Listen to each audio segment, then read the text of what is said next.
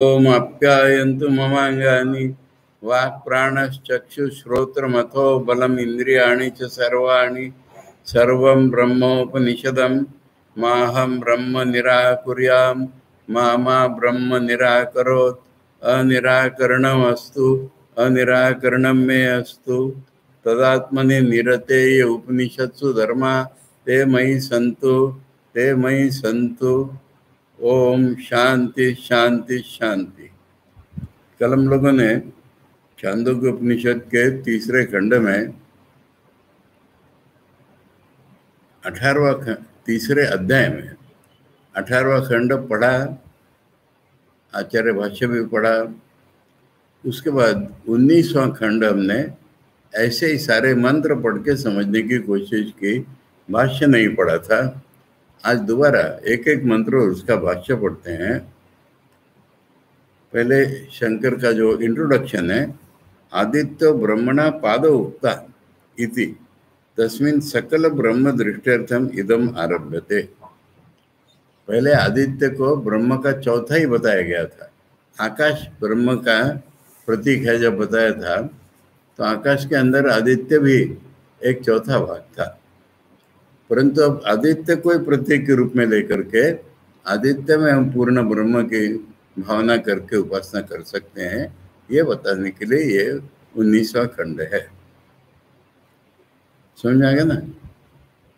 ब्रह्म के 4 पार्ट्स बता करके उसमें आदित्य एक पार्ट, पर वो उपासना आकाश की थी, उसके अंदर आदित्य आ गया था।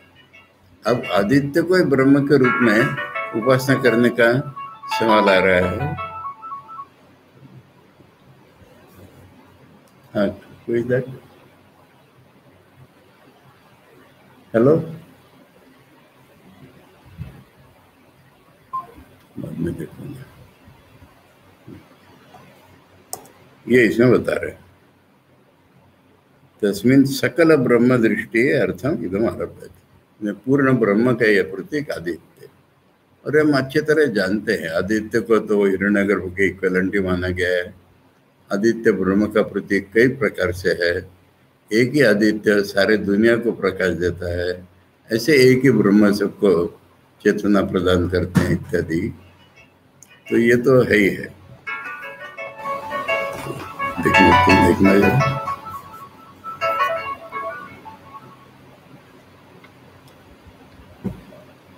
तो हम पढ़ते हैं, आदित्यो ब्रह्म इति आदेशः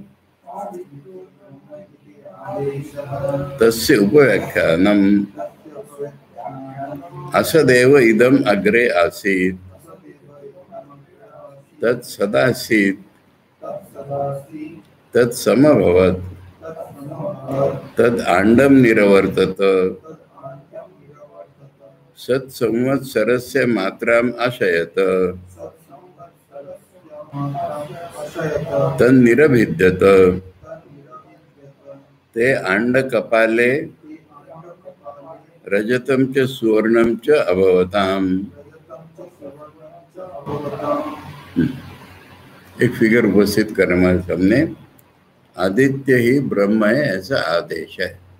आदेश माने वेदों में ब्रह्म रूप में जिसको अवलंब के रूप में दिया जाता है, प्रतीक के रूप में, उसको आदेश कहते हैं। तो आदित्य ये ब्रह्म का आदेश है। तस्य उपव्याख्यान, किंतु इसको हमें भीतर से समझने की आवश्यकता है। उपव्याख्यान माने इसके अंदर या कैसे इसको हम मानेंगे, ये डिटेल समझने की आवश्यकता है। उपव्याख्यान माने डिटेल्स। तो डिटेल्स बताते में कह रहे असदेव इदम अग्रे आसीत्, माने आदित्य भी बाद में आएगा डिटेल्स में। डिटेल्स माने पूरे आदित्य का स्थान बताएंगे। तो पहले बोल रहे हैं कि इदम माने हम जिसका अनुभव करते हैं वो दुनिया। जैसे मैंने कहा कि अनुभव करने वाले भी इंक्लूडेड, ये दुनिया। अग्रे माने जो भी दुनिया नहीं बनी थी, ऐसे समय की कल्पना किए बिना हम दुनिया का स्वरूप नहीं समझ पाते,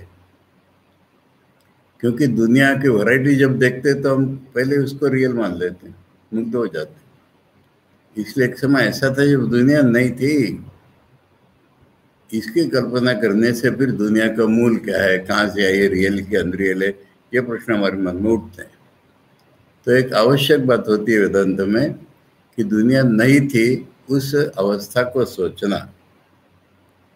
तो इदम जो है, ये दुनिया अग्रे माने जब नहीं थी तब असत ही था, असत ही थी ये दुनिया।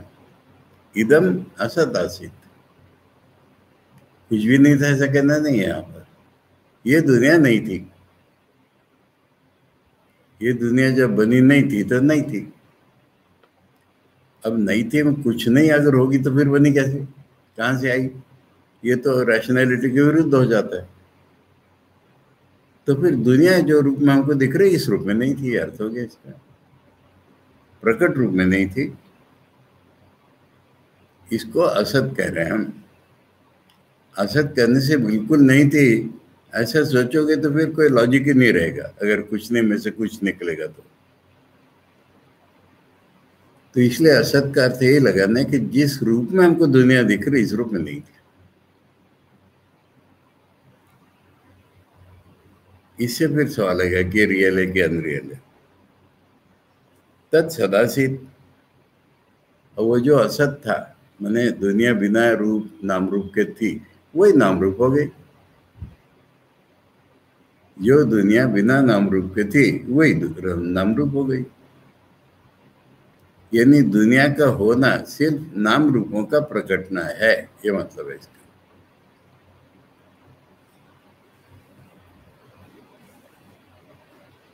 अब उसमें से जैसे बीज हो गई ना वो, तो उसमें से एक अंकुर निकला,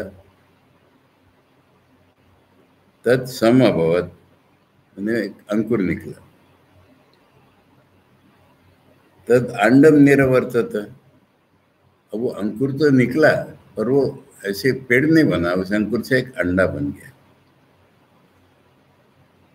तो अंकुर माने अंकुर ने एक्चुअली वो माने तत्सद आसित माने अब वो बनेगा, बनने वाला हो गया, वो नाम रूप प्रकट होने वाला हो गया। तो पहले सूक्ष्म में ही प्रकट होता है, इसलिए उसको अंडा कहते हैं। जैसे अंडे में मुर्गी अभी दिख नहीं रही हमको पर है उसमें, इस तरह से जगत प्रकट होगा, उसका एक सूक्ष्म रूप है। पहले अति सूक्ष्म रूप है, हमको पता नहीं उसका असत। अब वो सत हो गया, मैंने उसका एक स्थूल रूप आ गया, सूक्ष्म ही रूप है वो, उसकी तुलना में स्थूलता आ गई। तो वो जो उससे निकला अभिमुख हुआ, बोलो वो एक अंडा बन गया। अंडम निर्वर्तत, यहाँ अंडम आ जो है वो वैदिक है, इसमें कोई फर्क नहीं, अंडा ही है वो। सत संवत्सर से मात्रम आशयत, अब रूपक दिया तो उसी को पूरा करने। 9 महीने माँ के पेट में बच्चा रहता है तब बाहर आता है। अंडे के इसमें मुर्गियां इतने दिन नहीं रहती, परंतु ये जो अंडा निकला ये 1 साल वैसे ही रहा। अब कोई चीज वैसी नहीं रहती, मालूम है ना। 1 साल अगर वैसा रहे तो इटरनल वैसा ही रहेगा, वो वैसे ही रहेगा का अर्थ है जैसा था वैसे ही रहेगा ना। तो इसलिए परिवर्तन प्रकट नहीं हुए, उसके अंदर अंदर चल रहे थे जो है। तब निरविद्यत, तो फिर वो फूट गया। जब भीतर से परिवर्तन पूरा हो गया तो वो फूट गया। फिर अंडा कपाल है, अब उसके ऊपर का कपाल हुआ, नीचे का हुआ। कपाल होने एक्सटर्नल शेल जो बाहर उसका, तो नीचे का जो हुआ वो चांदी हो गया, ऊपर का जो हो गया सोना हो गया।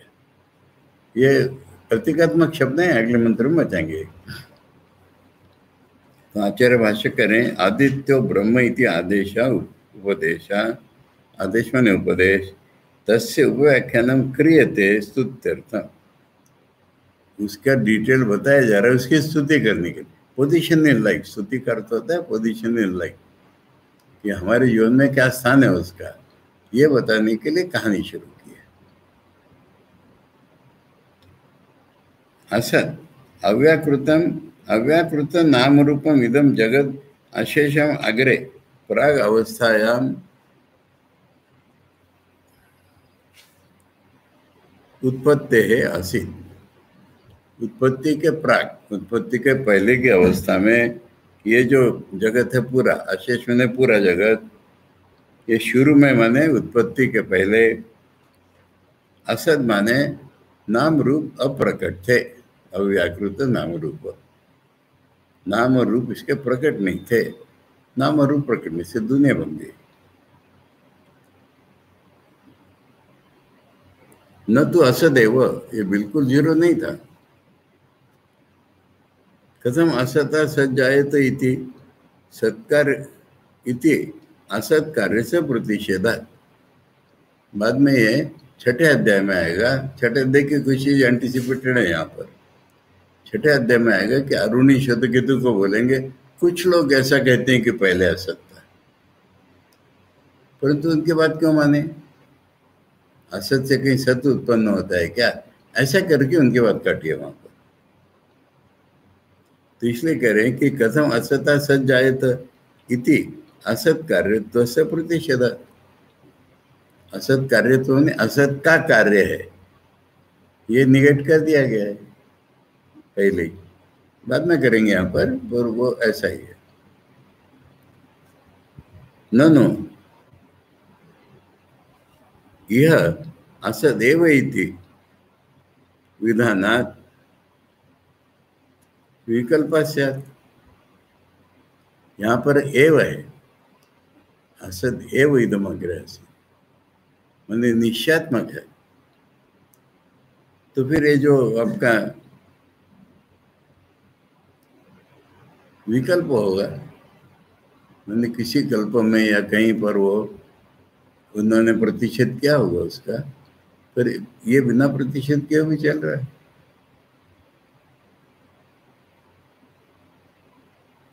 अब आचार्य इसको समझा रहे हैं। न क्रियासु एव वस्तुनि विकल्प अनुपपत्ति है, ये एक बड़ा तत्व बता रहे हैं। इसको बताने के पहले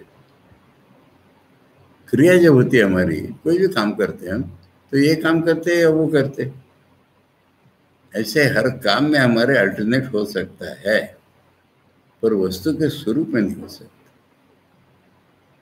वही वस्तु काली और गोरी नहीं हो सकती। ये आचार्य समझा रहे हैं पहली स्टेप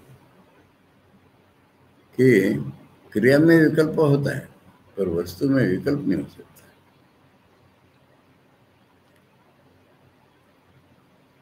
कथम तरी इदम असदेव इति, फिर ये असत क्यों बोला है?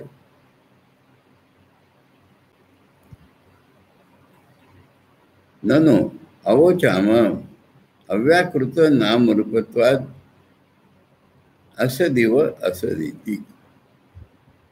हमने पहले बोल दिया कि अव्याकृत नाम रूप है, असत के समान है वो, अव्याकृत है इसलिए असत नहीं है, वो अव्याकृत है। ननु वेद शब्दात अवधारणार्थ, ननु ही एव शब्द अवधारणार्थ, यहाँ पर एव शब्द है ना, वो तो अवधारण के लिए होता है ना, निश्चित के लिए। तो इसमें आप ऐसा कैसे कह सकते हो कि वो नहीं है असदेव बोला है, खाली असद नहीं बोला है, असदेव बोला, असद ही था। सत्यमेव न तो सत्वाभावम अवधारयति, बात ठीक है तुम्हारी लॉजिक की दृष्टि से, परंतु यहाँ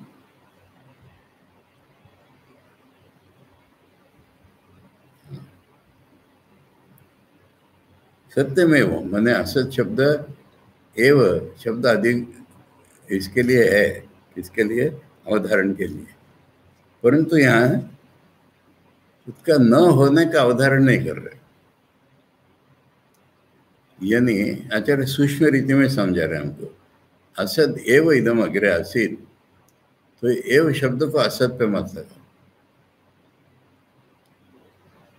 असत ही था तो ही शब्द ये असत के लिए नहीं आया है, कह रहे आचार्य। फिर किसके लिए आया? किम तरी व्याकृत नाम रूप भाव, व्याकृत नाम रूप अभावम अवधारयति। तो ये नाम और रूप प्रकट नहीं थे, इसी को निश्चय करके बता रहे। निश्चय करके असत नहीं बता रहे, वो असत के ऊपर निश्चय लगाया है। माने ये नाम रूपात्मक जो दुनिया है हमारे अनुभव की, इसके डिनाइल कर रहे थे।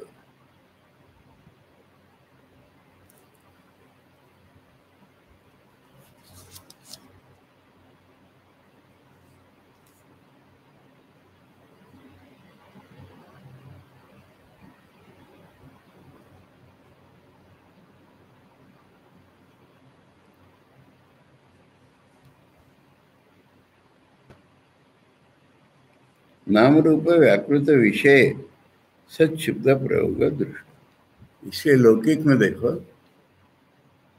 तो नाम रूप नहीं होने से हम असत कहते थे।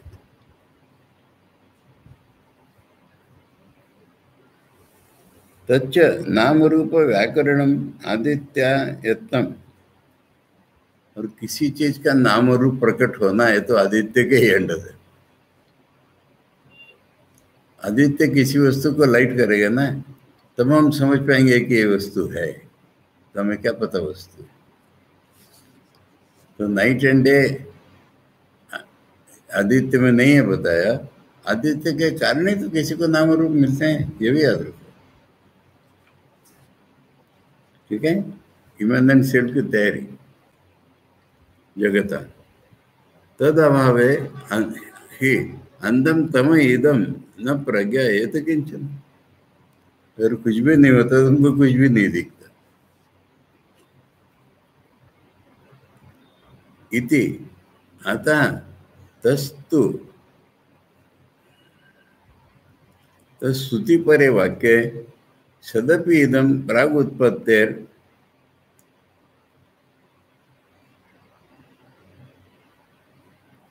प्राग उत्पत्तेर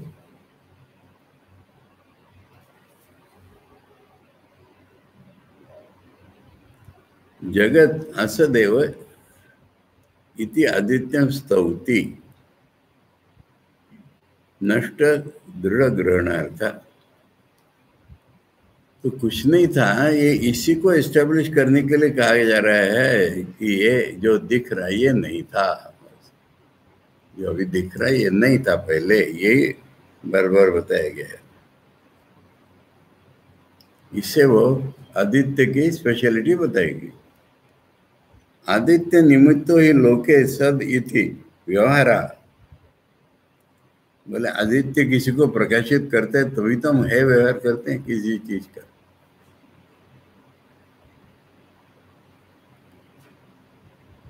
अथ असदेव इदम राज्ञा कृतम सर्वगुण परित्य संपन्ने पूर्ण वर्माणि राजनी अप्रतीति। उदाहरण दे रहे,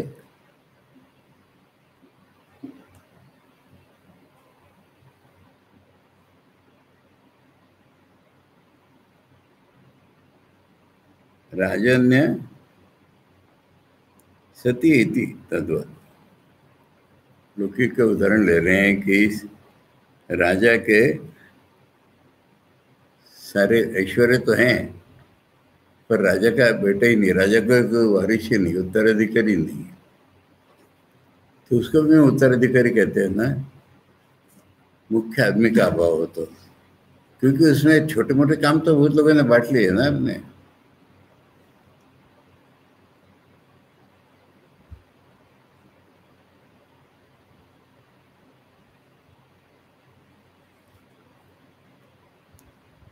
न च सत्वम असत्वम देह जगता प्रतिपादयिषितम। उन्हें जगत की सत्ता, हाँ अब ये देखो, ये एक प्रिंसिपल आचार्य ने कई बार समझाया हमको। वेदों के किसी वाक्य का क्या अर्थ है समझने के लिए कहाँ यूज हुआ ये रेफरेंस देखना है, और पर्पस क्या है बोलने वाले का ये देखना है। तो अब टॉपिक क्या चल रहा है, आदित्य को ब्रह्मा बताना, ये टॉपिक है ना। तो इसमें ये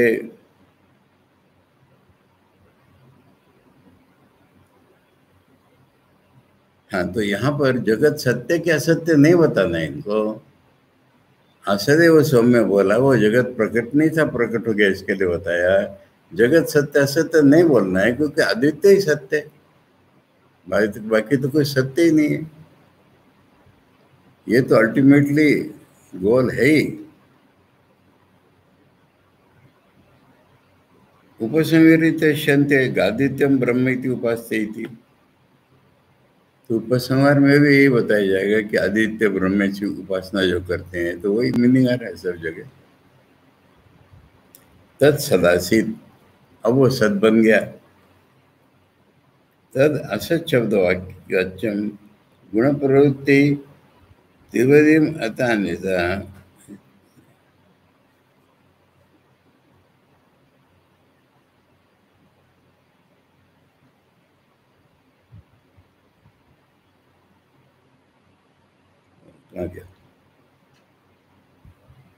हाँ, तो यहाँ तो जगत का सत्य असत्य नहीं बताना था। आदित्य ब्रह्म इति आदेश परत्व, ये मंत्र तो आदित्य को ब्रह्म का प्रतीक बताना, ये इस मंत्र का मेन है।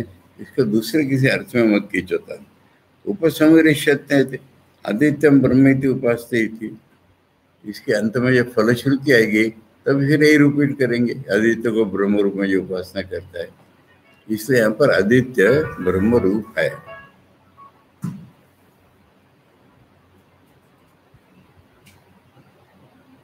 विश्वस्तता लेके जवाब दे दो उसको, ठीक है। तत् सदासित सत शब्द वाच्यम प्राग उत्पत्ति है। उत्पत्ति के पहले ही जो असत शब्द का वाचक था, वही अब सत शब्द का वाचक हो गया। वही स्थिमितम अनिस्पंदम असदिव सत्कार्य विमुखी भीषणम विशद उपजात प्रवृत्ति सदासित ततो लब्ध परिस्पंदम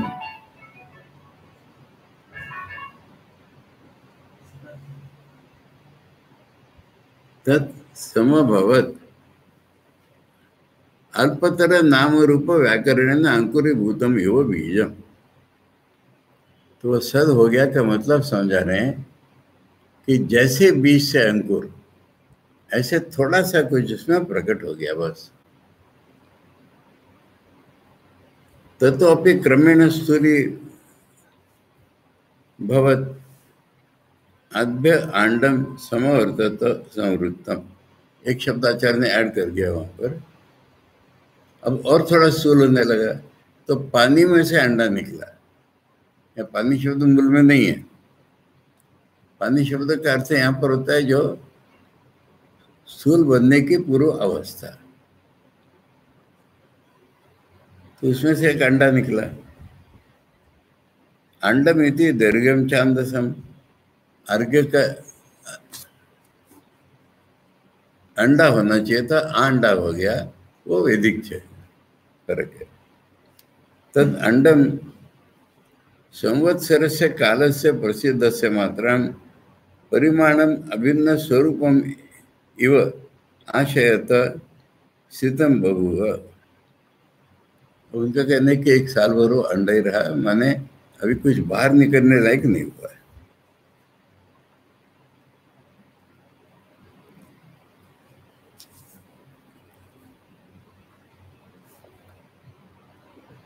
क्या शब्द रे? हाँ, ततः संवत्सर परिमाणात कालात ऊर्ध्वम निरविद्यत। फिर वो वहां से साल भर समय जब बीत गया तो वो फूटा। निर्विन्न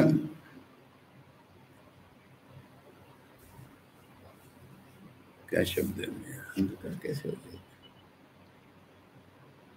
वैसा यो अंडम। अच्छा अच्छा,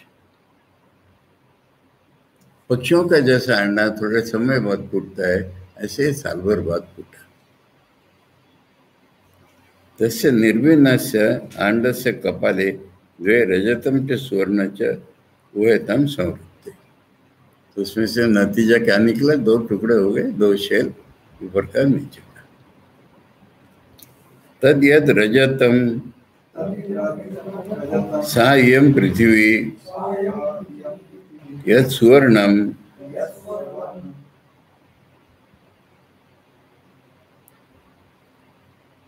सा देव। अच्छा, वो स्वर्ण के साथ ही है। तद यद रजतम सा इयं पृथ्वी यद सुवर्णम सा देव। हाँ, यद सुवर्णम सा देव, ठीक है। यद जरायु ते पर्वता यद उल्बम समेधो निहारो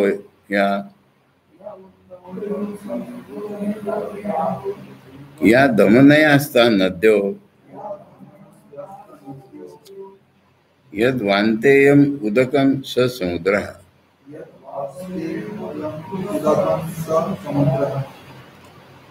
तो वो जो बताया कि ऊपर एक सोना चांदी हो गया, वो उसका अर्थ है कि पृथ्वी बन गया चांदी और सोना बन गया, माने अंतरिक्ष लोक बन गया। देवर या जरायु। अब जो जरायु है, जरायु मैंने बताया ना कल कि पेट में जब बच्चा रहता है तो उसके ऊपर 2 कवर रहते हैं। एक बहुत पतला कवर रहता है कंफर्टेबल रखने के लिए बच्चे को, एक मोटा सा कवर रहता है उसके ऊपर। तो कह रहे हैं कि जो मोटा सा ऊपर का कवर है वो तो पर्वत है। पर्वतों के कारण पृथ्वी की धारणा होती है, तो पर्वत है उसको रखने वाले। यद उल्बम समेदो निहारोया, और उल्बम तो ऐसा है, उल्बम माने पेड़ के बदले में आपको जो भी कुछ मिलता है। तो कह रहे हैं कि उल्बम समेदो निहारोया, ये उल्ब ही है जिसने हमको कोहरा बना के दिया है, अंधकार यानी कोहरा।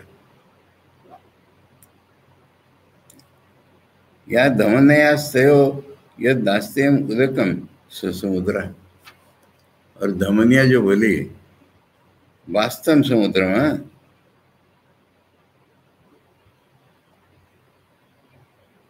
धमनयास्ता नद्यो यद वास्तव उदकम स समुद्र, ऐसा ही। धमनिया जो है वो नदियां हैं, और बस्ती में जो जल है वो पेशाब है। ये पूरा रूप उसका कर दिया। आचार्य करे तत्तयो हो कपाल यो यद रजतम कपालमासीत सायं पृथ्वी पृथ्वी पद्यमाने लक्षित रूपे सेहम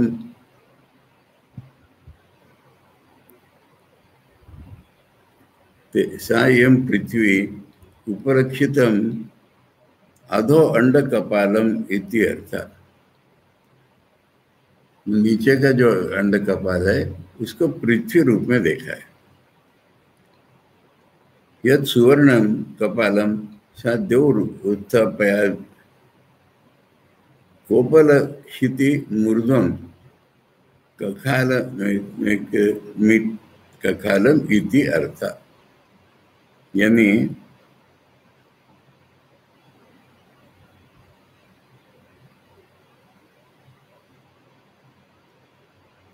स्वर्ण को कपाल कहा है, मैंने वो सबसे ऊपर है, द्युलोक वगैरह के ऊपर, उधर से कवर किया हुआ है।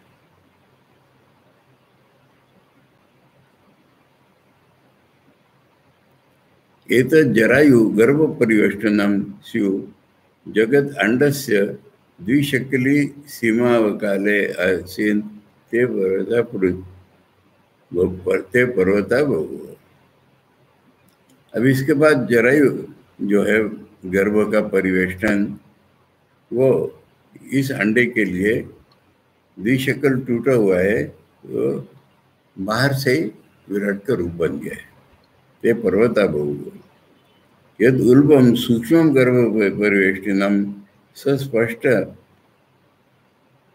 तत्सहग्रहे अपि यमाहिषु युवर्तो निहारो अवध्यायी उल्लुक एक्सेट्रा। जो है ना वो नेबुलस हम कहते हैं, स्पष्ट नहीं है कुछ, इसलिए निहार के समान, पूरे के समान। यहाँ गर्भस्य जातस्य देहे दमनया शिरा सा नद्यो बहु, जैसे बनाया हुआ जो कीड़ा है दैत्यों के लिए, वैसे इसको शूर लोग जीत जाएंगे।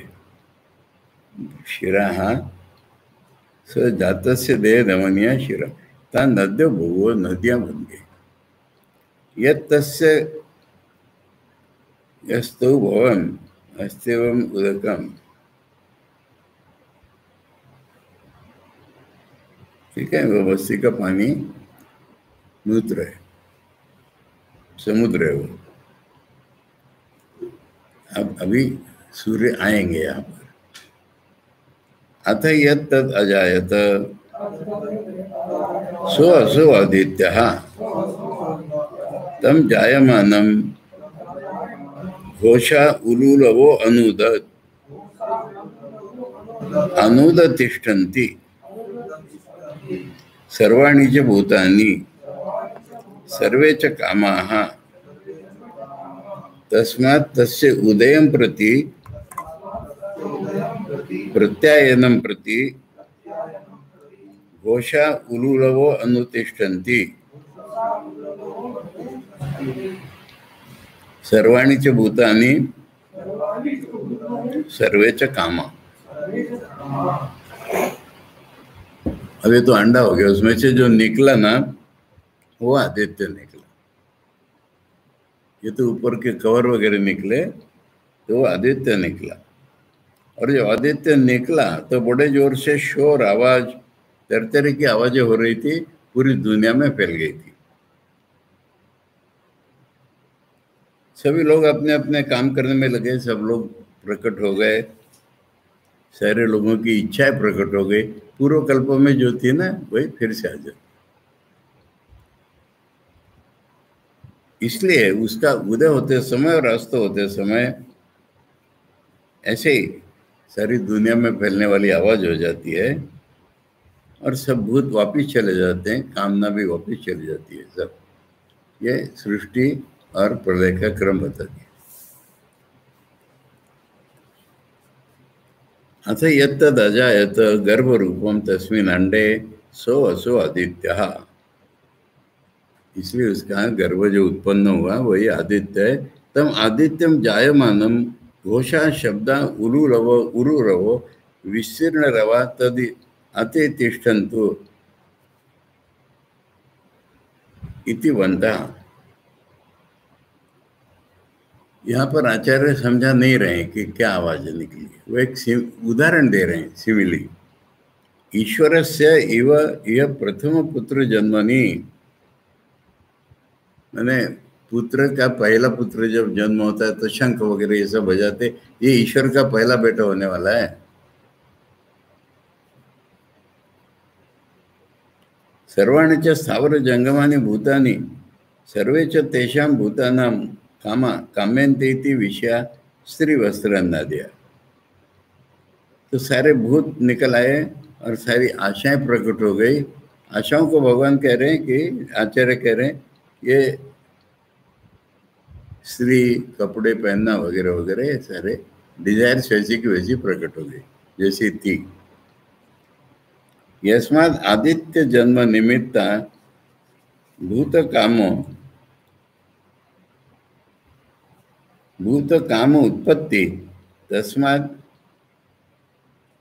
अद्यत्वे अपि तस्य आदित्यस्य उदयं प्रति प्रत्यायनं प्रति अस्तगमनं च प्रति। इसके आचार्य दो तीन अर्थ बताएंगे, यानी उदय के समय और अस्त के समय भी, ये पहली बात है। अथवा पुनः पुनः प्रत्यागमनम प्रत्यायनम तत्प्रति, उदय होना अस्त होना नहीं, बार बार उदय होना, ये भी इसका अर्थ निकलता है। मूल में है उदयम प्रति प्रत्यायनम प्रति। तो उदय तो ठीक है, प्रत्ययन का अर्थ हो रहा है वापिस जाना है, प्रत्ययन का दूसरा अर्थ है बार बार वही वाना। तन्निमित्त निमित्ती कृत्य इति अर्थः सर्वाणि च भूतानि सर्वे च कामा घोषा उलूलवाश्च अनुतिष्ठन्ति प्रसिद्धम् एतद् उपादौ सवितु।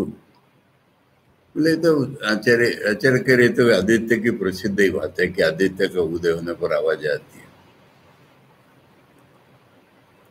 हम लोगों ने कल सोचा था ये आवाजें क्या की है, पक्षियों की चिल्लाने की, मुर्गी की बांग देने की, लोग शंख बजाते हैं उस समय इत्यादि, ये आवाज है। से एतम एवं विद्वान आदित्यम ब्रह्म इति उपास्ते अभ्यासो यद एनम साधवो योषा घोषा आच गच्छेत् पुरुषच निम्रेड।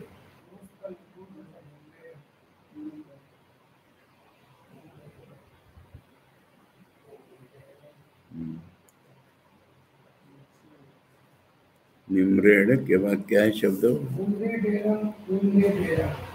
ये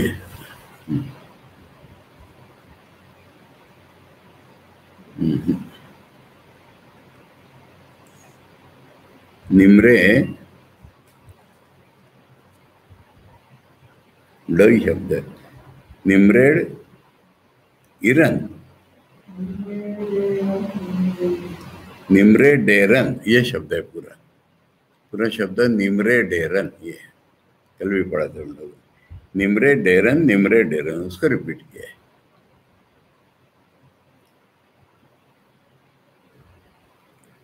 अब बस उपासना बता दी, अब उपासना का फल। आदित्य को ब्रह्म रूप में उपासना करो, ये उसकी उपासना बता दी। और इसका फल जो ये जानेगा, ब्रह्म की उपासना करेगा, उसको जल्दी ही ये साधव घोषा अच्छे आवाज उसको मिल जाएंगे और वो उसको सुख देने वाले होंगे, ये बोला। ठीक है, एक प्रकार से आदित्य को बता करके बता दिया। सया कश्चिदेतम एवं यथोक्त महिमानम विद्वान सन आदित्यम ब्रह्म इति उपासते। ये सब जान करके कोई आदित्य के ब्रह्म रूप में उपासना करे, सत्य भावम प्रतिपद्यते इति अर्थ, वो आदित्य ही हो जाएगा, आदित्य ब्रह्म हो जाएगा वो। किंच दृष्ट, वो तो अदृष्ट फल हो गया उसको अपने आप ही, और उसका दृष्ट भी फल है। किंच दृष्टम फलम अभ्यास, अभ्यास माने क्षिप्रम जल्दी, तद्विधा यदिति क्रिया विशेषणम, यद यानी कैसे निकलता है वो क्रिया विशेष।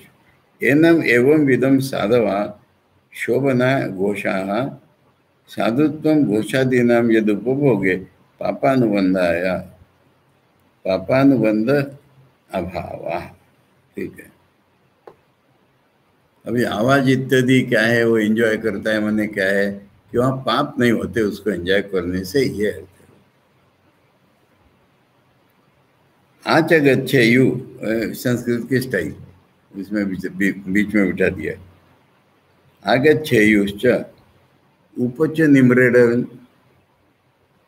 उपनिम्रेडर्श न केवलम आगमन मात्रम घोषाणाम उपसुखये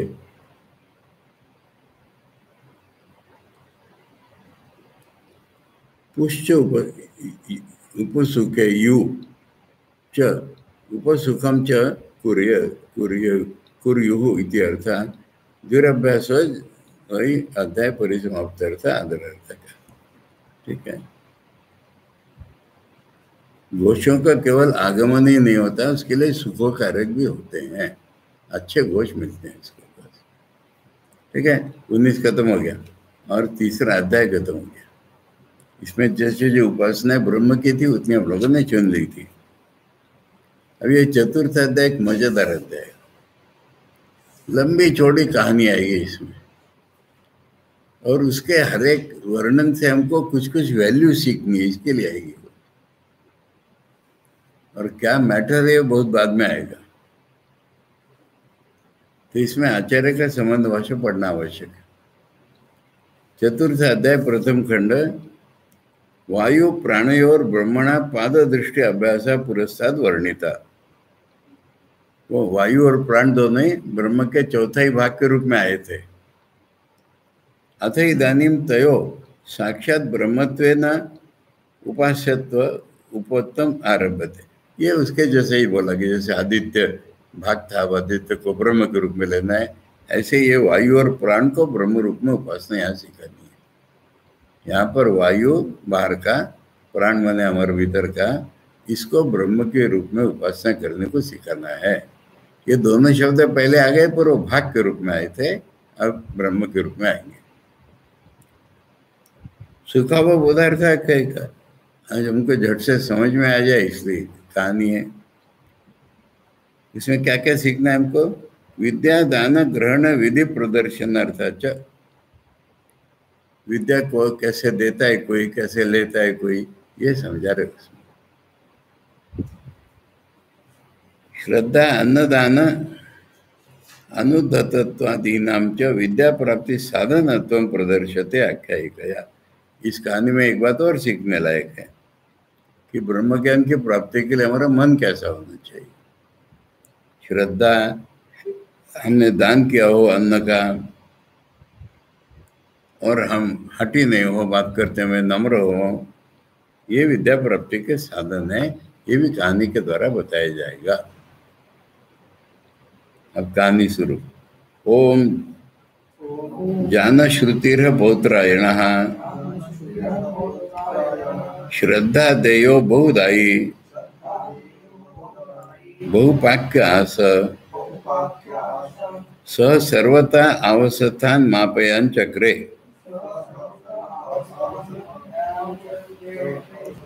सर्वत एव में अच्छन्ति सर्वत एव में अच्छन्ति इति। अब कहीं कहीं नाम ही नहीं आता इसमें। जनश्रुति माने जनश्रुति सरने में उसका, जनश्रुति के वंश में। और जनश्रुति से कनेक्शन क्या है? पौत्रायण। पौत्रायण माने बेटे का पोता, इसको पौत्रायण कहते हैं।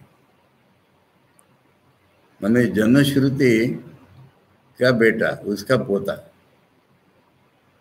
कहाँ है बेटा पोता है? बेटा पोता कहाँ है हमारे सामने? अरे अजीत सिंह के बेटे के पोते ने ये पैलेस डोनेट किया है एडमिशन को।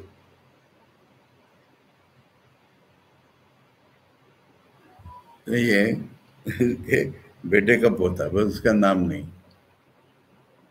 जनश्रुति के बेटे का पोता। वो बहुत श्रद्धा पूर्वक देता था और बहुत देता था। और देता था माने बहुत सा अन्न भी खिलाता। उसके घर में बहुत अन्न पका के रखते थे, बहुत अन्न देता था। और उसने सभी जगह आवश्यकता बना दिए। आवश्यकता is a combination of Dharamshala and छत्र। मतलब धर्मशाला में खाली रहने को जगह मिलती है ना, पर यहाँ पर ऐसी जगह बनाई कि पथिक जो रह भी सकता है, खाना भी मिल जाएगा उसको, खाना मिल जाएगा। ये छत्र का लक्षण है। फिर ये आवश्यकता बनाई उसने कई जगह आवश्यकता बना दी। मापयान चक्र मैंने बना दिए। और उसकी आइडिया क्या थी? सब जगह लोग मेरा ही अन्न खाएंगे।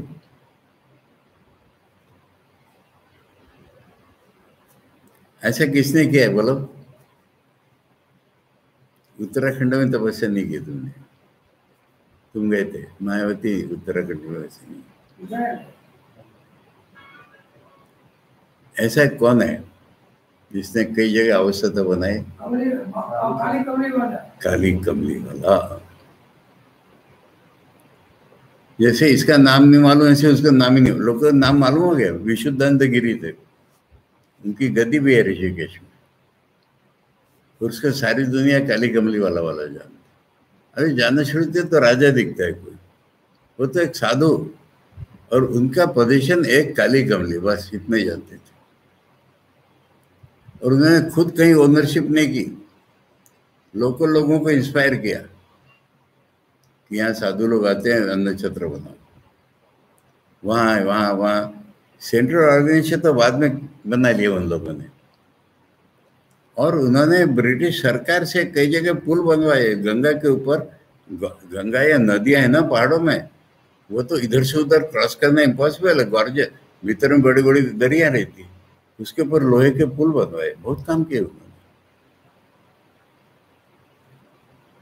हाथ में कुछ नहीं, काली कमली।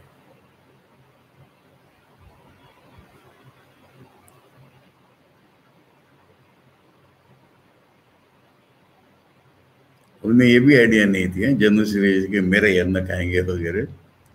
तो लोकल लोगों को इंस्पायर करके करते गए, आगे बढ़ते गए और पूरे हिमालय में घूमते थे। और कई जगह ये अन्न छत्र और कई जगह लोहे के पुल वगैरह बहुत से काम करे।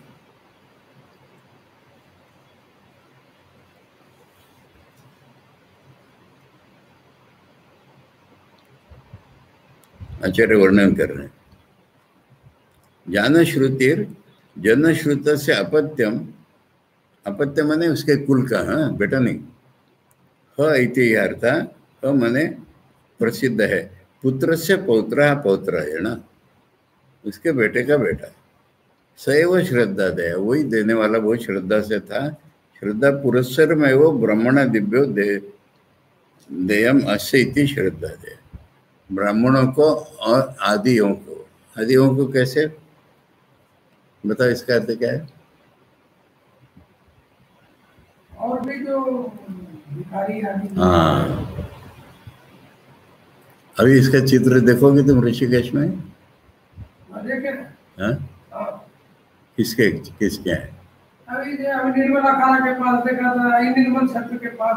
निर्मल आश्रम जो है ना हमारे आश्रम के पास, सिख लोगों का, वहाँ सुबह ब्रेकफास्ट देते हैं, 2 लाइनें लगी रहती, गिरवा कपड़ा वालों की, दूसरे भिखारियों की, एक मग चाय। आजकल तो कुछ ब्रेकफास्ट मिलने लगे, पहले एक मुट्ठी छोला भाजा, चना उबला हुआ, भाजा नहीं उबला हुआ, ये हर एक को मिलता था, जो भी जाए। अभी पूरा खाना देता है, 4 रोटी सब्जी। हाँ, अब उसके नहीं, मेरे सामने ब्रेड के पीस मिलने लगे थे। 4 रोटी सब्जी चाय, सुबह 8 बजे। हाँ 8:30 बजे। इस बार मैं गया था, लेकिन गया था। और पर तुम्हें भी वही मिला कि दूसरा कुछ मिला?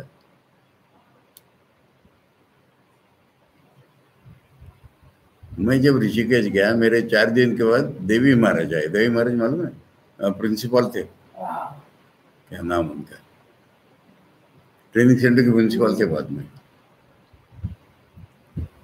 वो कहने लगे कि ये तो खाना वाना तो ठीक है, पर बिना चाय के तुम्हारा सिर फट जाएगा। उनको हमारा फटने की जरूरत नहीं है, मैं आपको सामने ले जाता हूँ। मैं नहीं गया था उसके पहले 4 दिन, मैं आपको ले जाता हूँ, यहाँ मिल जाएगी चाय। तो हम लोग गए, दोनों लाइन में खड़े हो गए साधुओं की। उन लोगों ने देखा, बुला के हमको अंदर ले गए। आपने खड़े, आपने लाइन में नहीं खड़ा होना है, अंदर बुला के लाए। और वो लोग अपने लिए जो खाते हैं, कड़ा प्रसाद, चाय और हलवा, वो खिलाया। 2-3 दिन खाया, फिर दत्त नहीं पीऊंगा चाय, क्या होगा, फिर छोड़ दिया हम लोग। अब वो चीज नहीं रह गई, हम लोगों ने नहीं रखी, उन लोगों ने नहीं रखी। निर्मल आश्रम की बात निकली, मैं थोड़ा अपने इतिहास बता रहा हूँ। एक उदय महाराज नाम के थे, बूढ़े, वो उधर ही रहते थे, ऋषिकेश, उत्तरकाशी वगैरह वगैरह, कंकल का बेस बना करके। वहाँ एक कुटिया में देखा, मेरे पास क्या था उस समय, मैं बेलूर मठ से जब निकला, मैं नागपुर से बेलूर मठ गया था, एक दरी, 1-2 पुस्तक भी नहीं थी। और जब ऋषिकेश जाने का डिसाइड हुआ, तो हितानंद जी ने मुझे 2 कंबल दिए, उतना ही मेरा था। लोग कह रहे थे कि वंदना जी मिशन ऑफिस में राह देख रहे हैं तुम्हारी, तुम मांगने जाओगे तो सब व्यवस्था कर देंगे। उनका मैं नहीं मांगने जाता। अभी उदय महाराज ने देखा और ने सब जगह ढिंडोरा पीटना शुरू कर दिया, वहां साधु विश्वास कुछ नहीं है, कुछ नहीं, कुछ नहीं। निर्मल आश्रम में खबर पहुंची, वो महंत आ गए, ये तो हमारा पाप है, रामकृष्ण मिशन में साधु के पास कुछ नहीं है तो हमारा पाप है, ले आओ। अपने लोगों से गद्दे वद्दे लाके मेरे इसमें लगा। मैंने यूज नहीं किया, मैंने उठ के रख दिए थे। इतना कनेक्शन था हमारा निर्मल आश्रम से।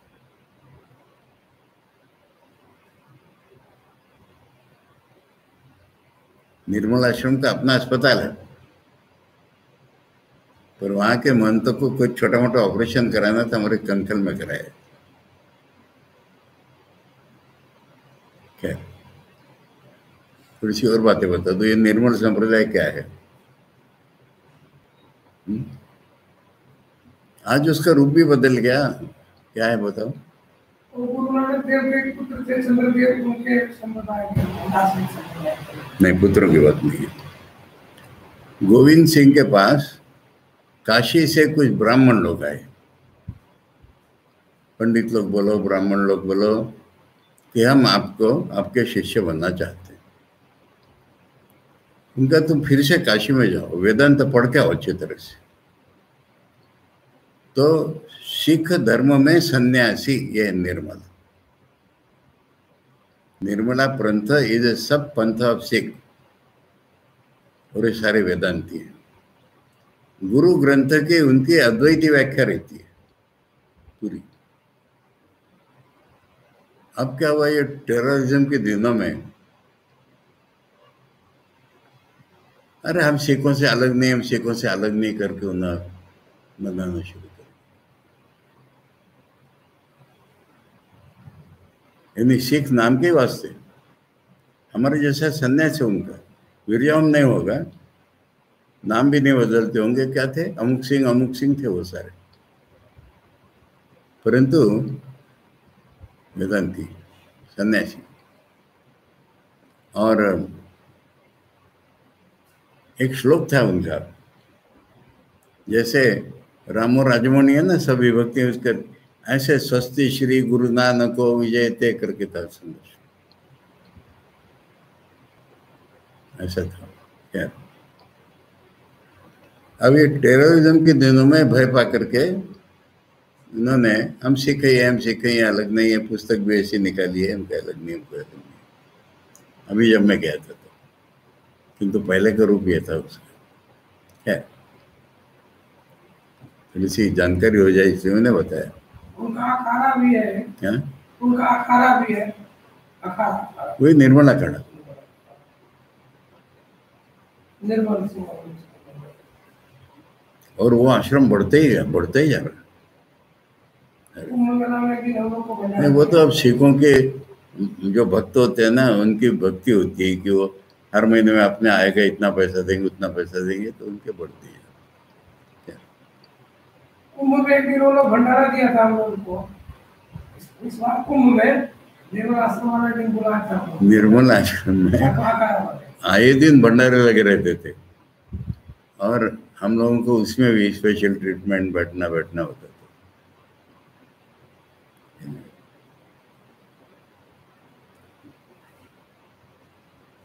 हमारी तरफ से, उनकी तरफ से, दोनों तरफ से तो ढिलाई होगी।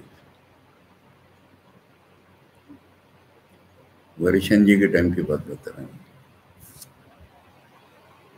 खैर, तो ये उसने बहुत सारे बना दिए छत्र। और हाँ, इसमें ब्राह्मणादि के शब्द से हम लोग ये कर रहे थे, ब्राह्मणादिभ्यो देयम अस्य इति श्रद्धा देया। अब एक बात और निकली ना, ये ब्राह्मणादि बोला है तो बताओ और क्या निकला इससे?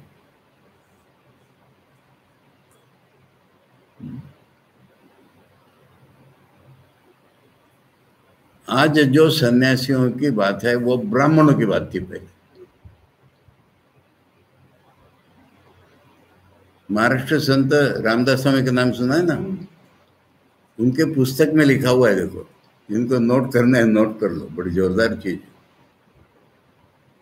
ब्राह्मणाची मुख्य दीक्षा मागितली पाहिजे भिक्षा, ओम भवती या पक्षा रखिले पाहिजे। ब्राह्मण की मुख्य दीक्षा तो यही है कि भिक्षा मांग के खाना चाहिए। अब भिक्षा मांगते वो लोग, ब्राह्मण लोग, मैंने सन्यासी लोग, नारायण हरि कहते हैं ना, ऐसा उनका नहीं है। ओम भवती भिक्षान देहि, तो इसलिए ओम भवती जो पक्ष है इसको रक्षण करो। रामदासी संप्रदाय के जो ब्राह्मण हैं आज भी, अब ये मुझे आज का नहीं मालूम, अभी तक वो किसी के घर पे खड़ा होकर जोर से, रामदास स्वामी के 205 श्लोक है मनोबोध, उसमें से कोई श्लोक बोलेंगे जोर से, उनको भिक्षा दो।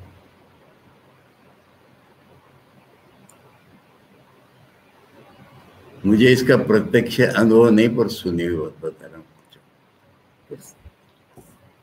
मेरे दादाजी बिना पैसे के सारा जीवन रहे।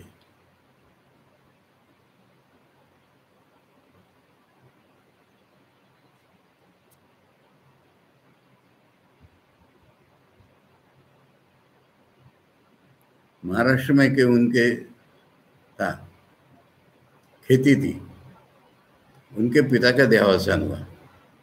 ये बड़े भाई थे, 3 भाई थे एक लोग।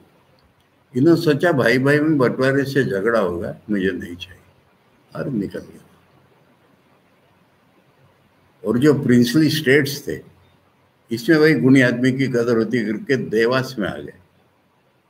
इंदौर से थोड़ी दूर पर देवास नाम का गांव है, देवी मंदिर इसलिए देवास, और वहां किसी मंदिर में रहने लगे बस। छोड़ो, तो ब्राह्मण आदि है ये, सन्यासी नहीं, इसलिए मैंने वाक्य। फिर भिखारी भी है। ओह, टाइम हो गया क्या? कहानी अभी तो खूब लंबी चलेगी कहानी, उसका तत्व तो बहुत बाद में आएगा, अभी तो कहानी ही चलेगी। विचित्र कहानी है। नहीं, इसमें से निकालना है उनको, इसमें से निकालना क्या है, ये कितना भी दान दो, ये किसी कीमत का नहीं, ज्ञान ज्यादा इंपॉर्टेंट है, ये आएगा पहले तो। ओम आप्यायन्तु ममांगानि वाक् प्राणश्चक्षु श्रोत्रमतो बलम इंद्रियाणि च सर्वाणि सर्वं ब्रह्म उपनिषदं माहं ब्रह्म निराकुर्यां मा ब्रह्म निराकरोत् अनिराकरणमस्तु अनिराकरणं मे अस्तु तदात्मनि निरते उपनिषत्सु धर्मा ते मयि सन्तु। ओम शांति शांति शांति। हरि ओम तत्सत्। श्री रामकृष्णार्पणमस्तु।